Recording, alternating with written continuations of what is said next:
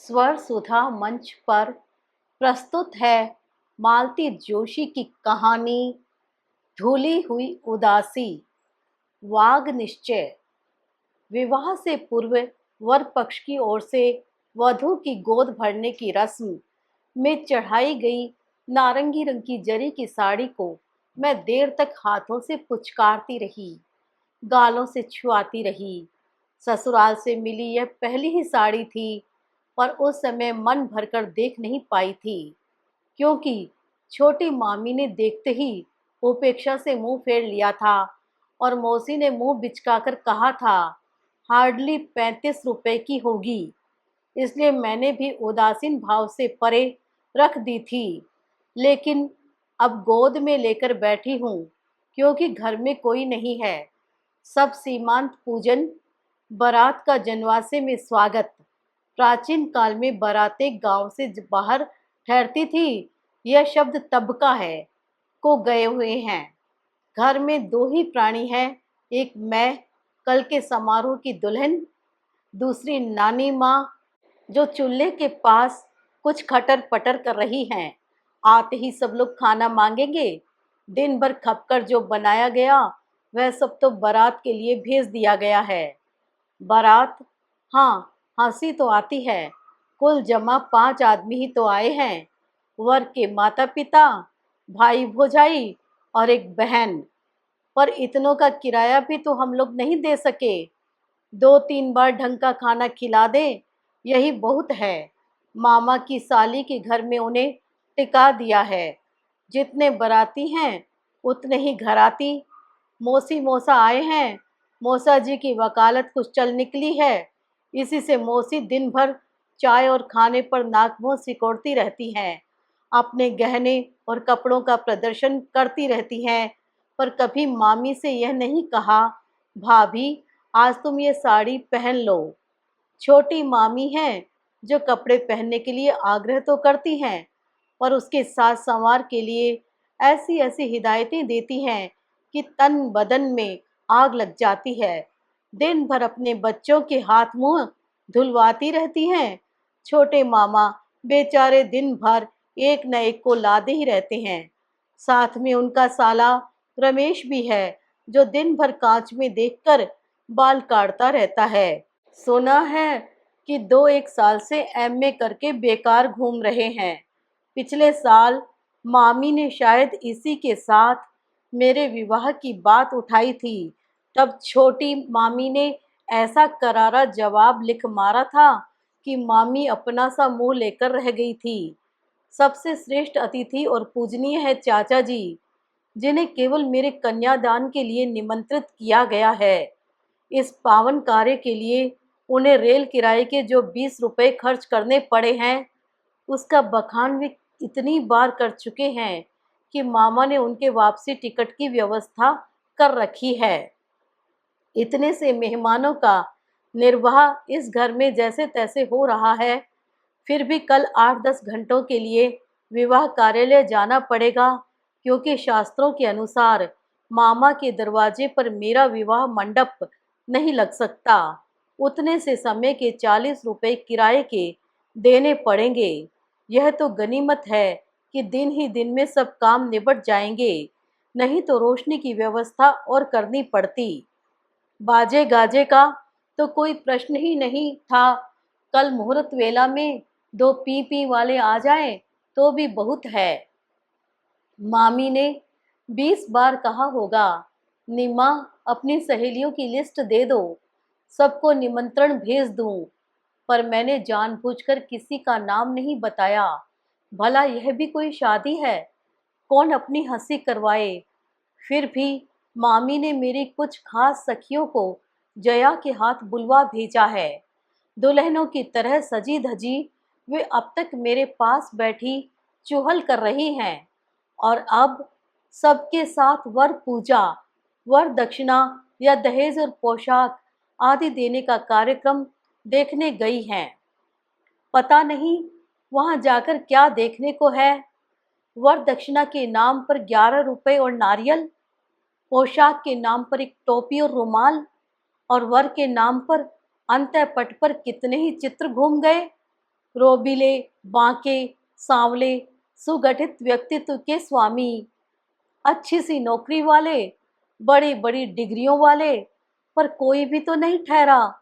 किसी को पोजीशन की लालसा थी, किसी को दहेज का मोह था, किसी कपड़े की दुकान पर गज मीटर से कपड़ा नापने वाला सेल्समैन अपनी स्वर्गीय बहन की लड़की के लिए जो कुछ कर सकता था उससे संतुष्ट होने वाला कोई नहीं मिला। कोई मिला भी तो दरवाजा खड़का और मामी भीतर आई। उनके हाथ में वे रीते थाल थे जिनमें वे नाश्ते और हल्दी कुमकुम का सामान ले गई थी। उनका चेहरा बेहद उतरा हुआ था।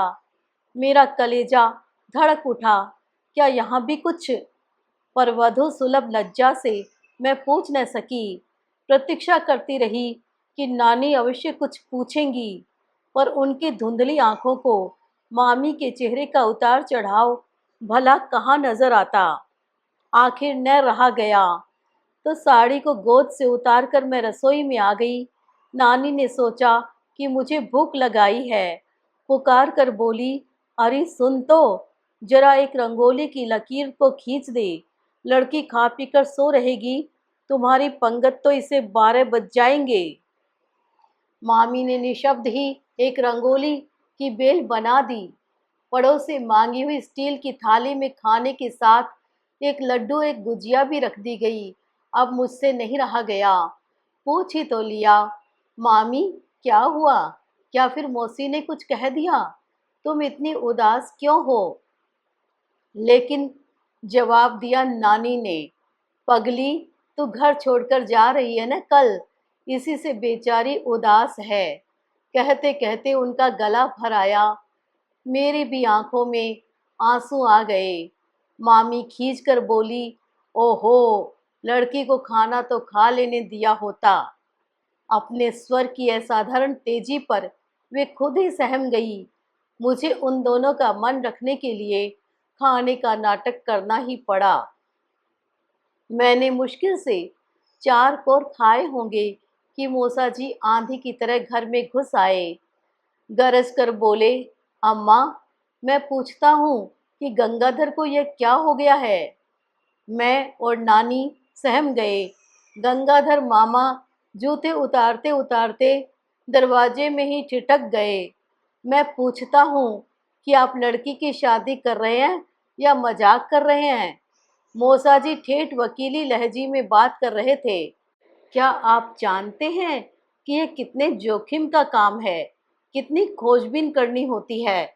यह थोड़े कि जो भी मिला उसे ही पकड़ा दिया।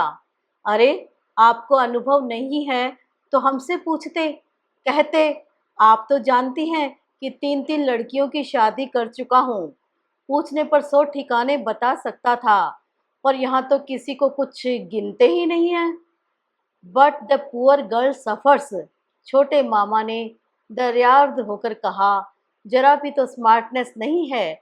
छोटी मामी भिन भिनाई, and he is not even a graduate.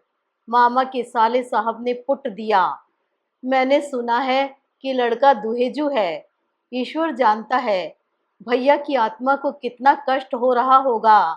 ये शब्द थे श्रीमान चाचा जी के, जो दुपट्टे के छोर से आंखें पोंछ रहे थे।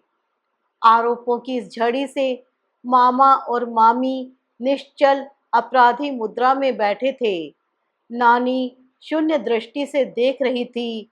मेरी आंखें थाली में पड़े महिम लड्डू के प्रतिबिंब पर जम गई थी। अभी शाम तक मेरा मन इस विवाह के कारण अपने प्रति करुणा से भर उठा था। इस समय उन लोगों के वाद विवाद से मेरा सिर चकराने लगा। ऐसा लग रहा था मैं किसी मंझधार में डूब रही हूँ और किनारे पर खड़ा हर व्यक्ति मुझे उबारना चाहता है। उनका यह दंभ, यह दिखावा अब मन को जैसे कचोटने लगा। मौसी, जो चलकर आने के कारण हाँफ गई थी, अब तक चुपचाप खड़ी थी। अपनी कांजीवरम साड़ी को गर्द भरी दीवार से बचाते हुए वे बोली, अरे बेटा गंगाधर, शादी बड़ी जिम्मेदारी का काम है। हर किसी के बस की बात है भला यह? तो बड़ी बहन जानकर मुझे लिखता तो मैं वहीं बुलाकर इसका ठाठ से ब्याह रचा देती। तूने बस एकदम ही तैयारी कर दी। ऐसे कहीं शादी होती है? भला कौन इसे शादी का घर कहेगा? एक बाहर लगे हुए गणेश जी को छोड़कर और क्या किया गया है? इसी बहाने रंग रोगन हो जाता तो घर चमक उठता। आज दो पीपनी वालों का भी इंतजाम नहीं हो सका। सारे काम जैसे सूने सूने ही लगे। संस्कार तो बेटा एक बार ही होता है। मैंने तो सुना है कल बारात भी तांगे में ही निकलेगी। ये काम तो तुझे जीजाजी से कहने थे, फर्स्ट क्लास इंतजाम हो जाता। तुम हमेशा पॉइंट से बहक जाती हो। भला बात क्या हो रही थी और तुम्हें टीम टाम की पड़ी है? मौसा जी बोले, अब लड़का पसंद नहीं है तो क्या शादी रोक देंगे? क्यों नहीं, अभी क्या बिगड़ा है? अभी 12 घंटे हैं। निम्मा अब भी विचार करके हमें अपना फैसला बता सकती है। देख रही नीमा, तू चाहे तो कल ही मैं तुझे अपने साथ ले जा सकती हूँ। कुमुद कुसुम के समय की एक दो लिस्टें अब भी घर पर हैं। मौसी ने मानो अपना वरद हस्त मुझ पर रखते हुए कहा। इन सब के बीच मेरा दम घुटा जा रहा था। हर कही हुई बात के सौ सौ प्रतिवाद मन में उमड़ घुमड़ रहे थे। तभी मामा बोले, मामा जिन्होंने जीवन में कभी किसी से कोई अपशब्द नहीं कहा था, किसी से अपशब्द नहीं सुना था, भर्राई आवाज में बोले, निम्मा ईश्वर साक्षी है, मैंने अपनी शक्ति भर तेरे लिए सब कुछ किया है, लेकिन बेटा इससे अधिक शक्ति मेरी नहीं है। तुझे अगर सचमुच यह शादी पसंद नहीं है तो तू जीजी के साथ पूना चली जा। तेरा कल्याण हो, यही तो मैं भी चाहता हूँ। उनका कंठ रुद्ध हो गया। अब मैं नहीं सह सकी। पता नहीं कौन सी शक्ति मुझ में आ गई कि मैं छुई मुई सी निम्मा बोल उठी। मामा, तुम क्यों अपने आप को इतना कोस रहे हो? तुम्हारा क्या अपराध है? यही कि तुमने सब जगह ऐलान नहीं भिजवाया कि निम्मा अब जवान हो गई है, इसकी शादी के लिए चंदा जुटाना है। इसलिए कि तुमने इनके आगे हाथ नहीं पसारे कि मेरे विवाह का कुछ पुण्य इन्हें भी प्राप्त हो। इन लोगों से कहो कि तुम समर्थ हो। तुमने मेरे लिए वह सब कुछ किया है जो एक बाप अपनी बेटी के लिए करता है। मैंने यहाँ क्या नहीं पाया है, रूखा सूखा ही सही पर भर पेट खाया है, मोटा छोटा ही सही पर शरीर भर पहना है, जैसे तैसे भी हो जरूरत भर पढ़ भी लिया है। तुम्हारी अपनी ही बेटी होती तो तुम अधिक क्या कर सकते थे, बोलो तो। मामा अवाक होकर मेरा मुंह देख रहे थे और सब भी शायद मुझे ही देख रहे थे। मैंने उनकी तीखी नज़रों की चोट से तिल मिलाकर कहा, मामा तुम इन सब से कह दो कि राखी भाई दूज पर 2-4 रुपए भेजने से और साल 2 साल में एक आध उतरी हुई साड़ी देने से ही कर्तव्य समाप्त नहीं हो जाता। लड़की को पालने के लिए और भी कुछ करना पड़ता है। मौसा जी से कहो कि शादी की तैयारी पाउडर की चाय नहीं है कि पसंद न आने पर फेंक दी। इसमें समय और रुपया लगता है, तपस्या करनी होती है। मौसी से कह दो कि हमारे पास भी लंबी लंबी सूचियां हैं, पर बड़े ठिकानों को तोलने के लायक रुपया हमें कहीं से नहीं मिला। और ये भाई की आत्मा की दुहाई देने वाले हमारे चाचा जी हैं। क्या उस दिन उस आत्मा ने आवाज़ नहीं दी थी जब मेरी विधवा माँ की 8 साल की बच्ची को भाई के टुकड़ों पर पलने के लिए भेज दिया गया था? और तुम कहते हो मामा की ये सज्जन मेरा कन्यादान करेंगे, जबकि इसका अधिकार सिर्फ तुम्हें है, सिर्फ तुम्हें। कहते कहते मैं फफक कर रो उठी। अब तक सारा कमरा खाली हो गया था। मेरा कांपता हुआ सिर मामी की गोद में था। वे मेरे आंसुओं से भीगे मुख पर हाथ फेर रही थी। उस स्पर्श में कृतज्ञता छलकी पड़ी थी। कल का दिन एक अनिर्वचनीय गरिमा से भर उठा था।